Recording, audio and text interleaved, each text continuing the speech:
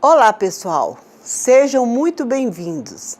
Neste momento, vamos trabalhar juntos, trabalhando com a disciplina Educação e Movimentos Sociais do Campo. Meu nome é Neide Nery, sou graduada em Geografia e é um prazer estar aqui com vocês.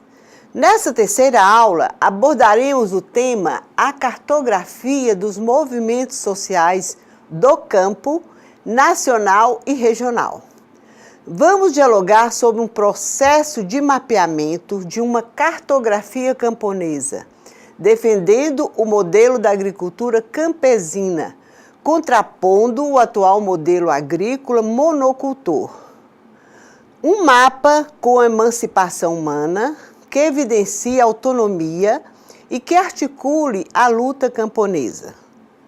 Peço que em nossas aulas vocês estejam munidos de papel e caneta e, no caso de alguma dúvida, discutam no fórum de discussão. Para que tenhamos um bom resultado, será necessária a dedicação de vocês nos estudos e atividades da sala virtual. É também muito importante que vocês leiam o material disponibilizado. Vamos começar? Neste momento, vamos discutir sobre a cartografia dos assentamentos construídos pelos movimentos sociais.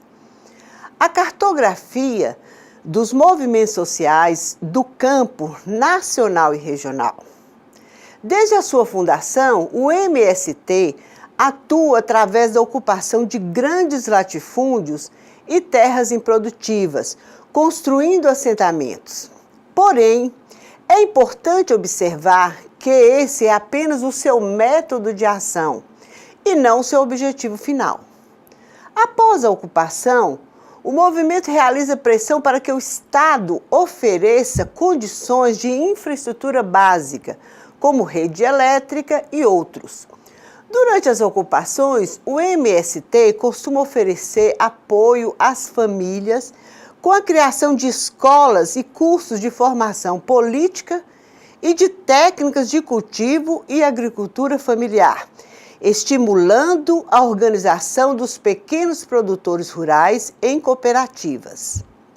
Desde meados da década de 1980, quando o MST se territorializou por quase todo o país, os trabalhadores sem terra, junto com os poceiros, pequenos proprietários, meeiros, rendeiros e parceiros, cada uma dessa denominação representa uma especificidade socioespacial. Esses grupos intensificaram o processo de formação dos movimentos socioterritoriais rurais. Nesse mesmo tempo, intensificou-se também o movimento de recriação do campesinato brasileiro.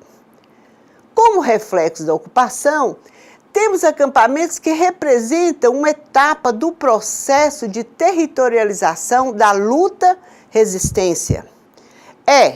Além de uma forma de pressão, que seria o sentido mais óbvio de um acampamento, uma experiência de aprendizado importante e um espaço de interação. O sucesso de um movimento vincula-se à sua capacidade de viabilizar as ocupações, mostrando que, como espaço de comunicação, interação e de aprendizado de experiências, o movimento vem conseguindo se reproduzir. Com a perspectiva de realizar uma análise geográfica dos assentamentos, vamos discutir sobre a cartografia dos assentamentos construídos pelos movimentos sociais. Ao analisarmos mapas, podemos notar um círculo localizado no centro da microrregião, cuja superfície é proporcional à população. Mesmo quando o círculo se sobrepõe, o efeito visual resultante traduz satisfatoriamente o fenômeno de concentração. O mapa apresenta os dois eixos dos projetos desenvolvidos pelo INCRA. O primeiro eixo no oeste do Maranhão e no norte de Mato Grosso, com orientação para o Nordeste especificamente, e o Maranhão. E o segundo eixo, a rodovia federal do oeste do Mato Grosso do Sul ao sul do Acre. Os projetos do INCRA se desenvolveram principalmente segundo dois eixos principais. O mais importante no oeste do Maranhão e no norte do Mato Grosso. Depois, este eixo se orienta para o Nordeste, mais especificamente para o Maranhão, seguindo o traçado da ferrovia que liga Carajás a São Luís.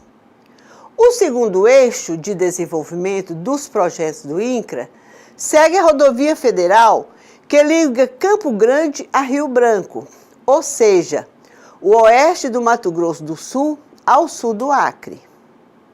Este movimento prosseguiu com uma intensidade menor no Mato Grosso e seguindo as vias de comunicação que ligam Porto Alegre a Manaus e Boa Vista.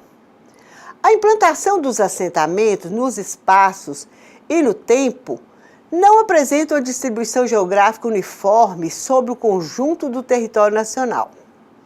A questão da reforma agrária atinge o país em seu conjunto. Nenhum estado foi poupado deste problema, mas observa-se que as regiões Sudeste e Sul aparecem de forma pouco expressiva na política agrária. Representa quase metade dos assentamentos que foram realizados no espaço pioneiro do oeste do país. A marcha para o oeste dos assentamentos realizados pelo INCRA coincide com a política de instalação de agricultores com a frente de ocupação. A concentração dos projetos do INCRA no Nordeste reflete uma agricultura regionalizada. A franja litorânea e o agreste são os mais beneficiados, ao passo que o sertão fica marginalizado. O interior da Bahia aparece como uma melhor distribuição. Encontram-se no Nordeste também instalações recentes posteriores a 1991, notadamente no Ceará e no Rio Grande do Norte, que provam que o acesso dos nordestinos à terra não é um problema resolvido pelo desenvolvimento das frentes de colonização. O nível de formação dos beneficiários é globalmente muito ruim. Cerca de 30% deles são analfabetos. Observam-se também diferenças regionais marcantes no Sul e na frente pioneira do Oeste, especialmente nos estados de Mato Grosso e Rondônia. Esse mapa representa duas populações diferentes de beneficiários do ponto de vista do nível de formação: os nordestinos e os outros. No Ceará, mais de 60% dos beneficiários são analfabetos. O resto do Nordeste permanece em uma situação deplorável. A taxa de analfabetos entre os beneficiários se situa abaixo de 30%. Nos demais estados, os níveis de formação são mais diferenciados. São melhores no Sul do que na frente pioneira do Pará, onde o mau desempenho pode ser explicado pela grande participação de nordestino. No eixo de colonização do Oeste, o Mato Grosso do Sul situa-se em uma posição intermediária, mas não muito boa. Em compensação, o desempenho do Mato Grosso e de uma parte de Rondônia é impressionante. Nessas áreas, a maioria das micro-regiões se caracteriza por uma proporção de beneficiários com nível de escolaridade elevado superior a 50%. Isso se explica pela capacidade de seus beneficiários de exercerem outra profissão além da de agricultor ou camponês. Esse mapa é o mapa que representa as ocupações de terra. Constituem outro fato revelador dos problemas provocados pelas insuficiências da reforma agrária. O movimento utiliza esses indicadores com precaução, pois eles não são resultado de um levantamento sistemático, mas somente indicações, às vezes comunicadas pelos próprios interessados. O mapa das ocupações, em 1996, apresenta uma configuração original com uma concentração nas regiões sul e nordeste do país. Podemos ver a escolha dos camponeses que recusaram a fuga em direção à Amazônia, preferindo lutar no lugar onde está para obter uma parcela de terra a qual eles creem ter direito. Observam-se, assim, as limitações da política governamental. A marcha em direção ao oeste demonstra seus limites, ao passo que as tensões acumuladas nas outras regiões estão provocando uma grave crise política e social com consequências de difícil avaliação. O mapa apresenta os dados relativos à atividade do beneficiário, grau de associativismo, técnicas agrícolas utilizadas, renda média, condições de habitação e saúde dos assentados e principais produtos agropecuários produzidos nos assentamentos. Os dados a respeito do grau de associativismo medido pela participação dos beneficiários em diferentes organizações sociais revelam que uma grande parte dos assentados do país, envolvidos com alguma associação, apresenta estreita relação com a igreja. As regiões seguem este mesmo padrão nacional, com exceção do Sudeste, onde predomina a participação dos assentados em associações diversas. Agora vamos comentar sobre um processo de mapeamento de uma cartografia camponesa proposta realizada numa comunidade no estado de Mato Grosso. Fundamentou-se construir uma cartografia defendendo o modelo da agricultura camponesa, contrapondo o atual modelo agrícola monocultor, com concentração de terra e renda, subordinada ao agronegócio. Uma cartografia com emancipação humana, embasada na sua história de luta, que evidencia um mapa com autonomia e que articule a luta camponesa e suas condições de existência. Um mapa que traduz a permanência na terra como direito do seu acesso com autonomia, com produção coletiva, ideologia promovida pelos movimentos socialistas de luta pela terra.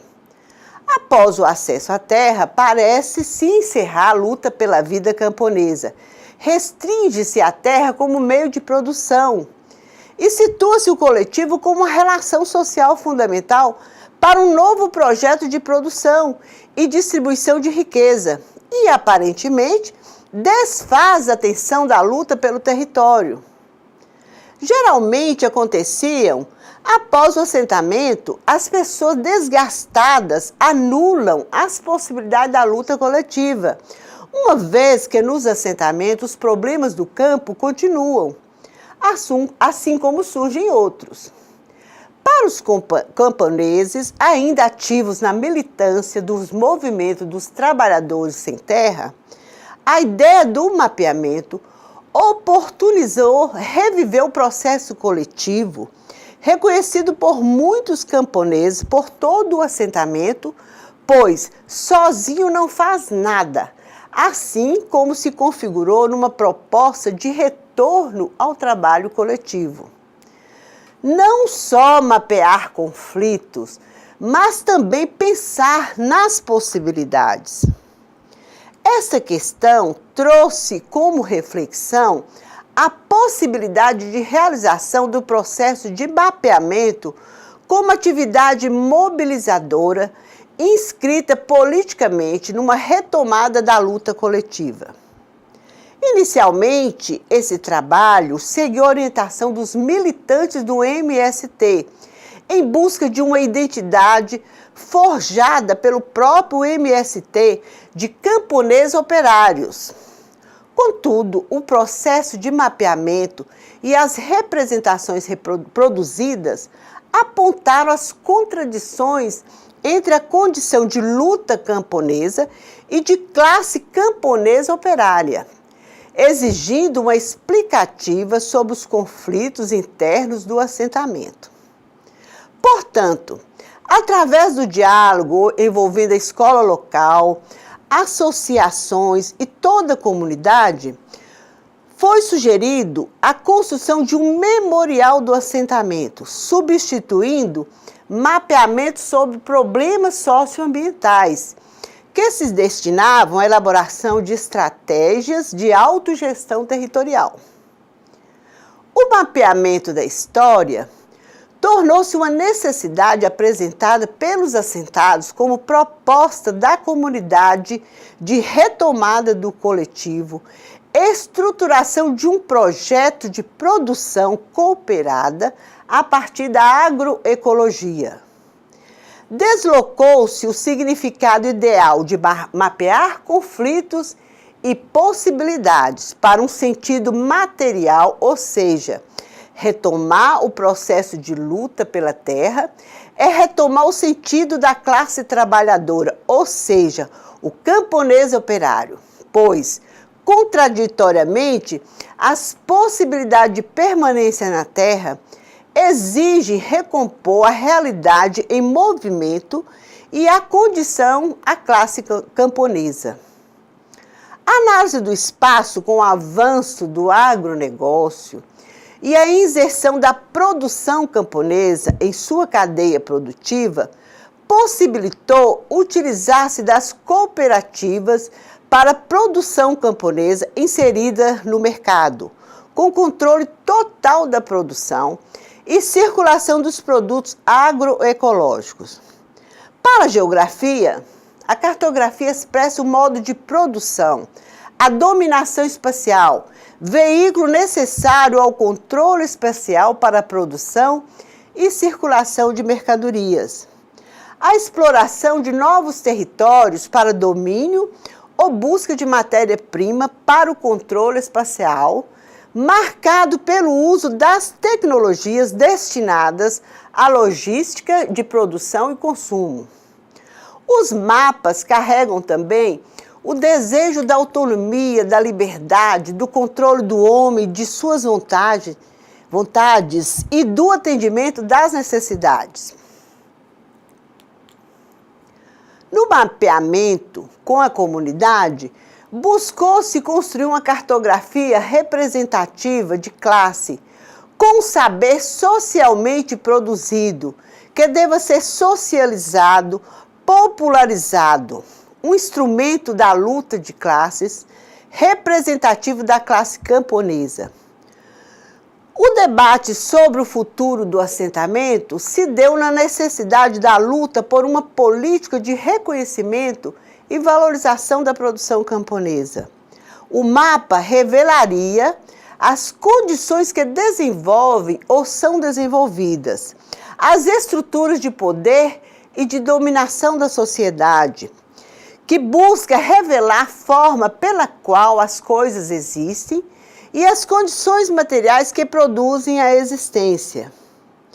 Essa projeção de futuro delimita-se ao atendimento de demandas como criação de um centro de formação profissionalizante, integrado ao ensino médio, visando a inserir o jovem camponês no mundo do trabalho, que agregue a sua prática ao próprio assentamento.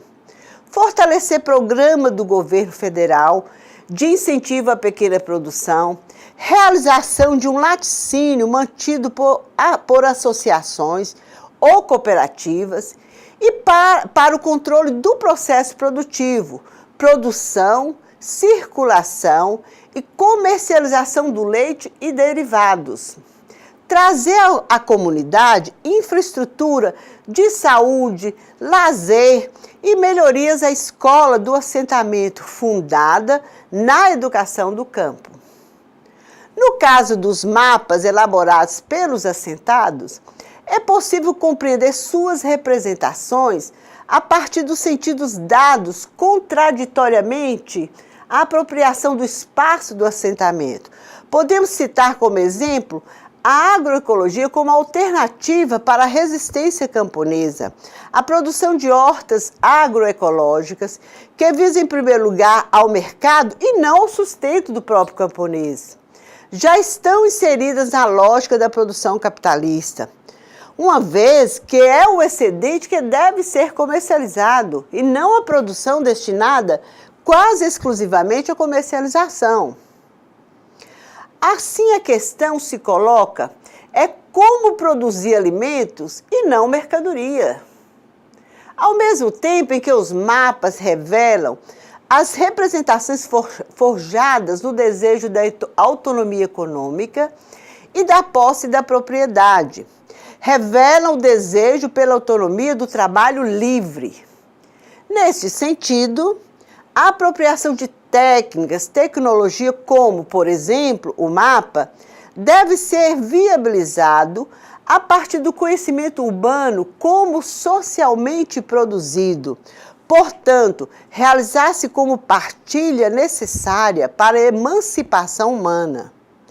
Fica assim comprovada a alienação do trabalho camponês, uma vez que a ideologia capitalista procura identificar que o produto criado não é produto do trabalho, mas do capital. É o trabalhador que depende do capital e não o contrário. De igual modo, quem cria a riqueza de produção é o capital e não o trabalho. Os camponeses reconhecem que é preciso manter uma unidade em luta contra a subjugação de seu trabalho, para além da organização produtiva, do desenvolvimento de suas relações sociais. Para tanto, o trabalho do memorial auxiliou na compreensão de que é possível enriquecer seu processo contínuo de recriação ao agregar o uso do mapa e a apropriação da cartografia, os apresentando na sua luta com o objetivo de construir não só o entendimento sobre sua realidade, mas um instrumento para sua transformação. Neste momento de mapear, os camponeses reviveram e reforçaram sua condição de classe, representando a partir dos mapas, principalmente os do acampamento e das origens das famílias, um sentimento de pertencimento, expulsão de seu novo lugar, promovendo reiteradamente a necessidade de defesa de sua porção do território. Movimento que realiza um pensar, representar, materializar o assentamento como unidade territorial e utilizar o mapeamento como mais uma possibilidade de uma mobilização de luta.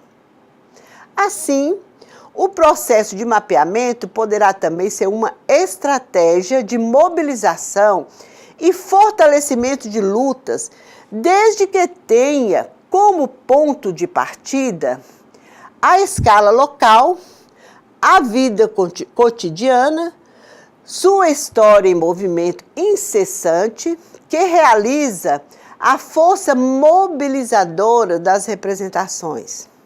Não só mapear os conflitos, tem o problema aqui, problema ali, mas quais são as possibilidades para repensar o assentamento? Assim, superamos a perspectiva de um mapa diagnóstico para um mapa estratégico que carrega o diagnóstico, a estratégia e a ação. Bem, pessoal, chegamos ao fim da nossa terceira aula.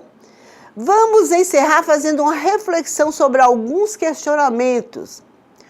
Como produzir alimentos e não mercadoria?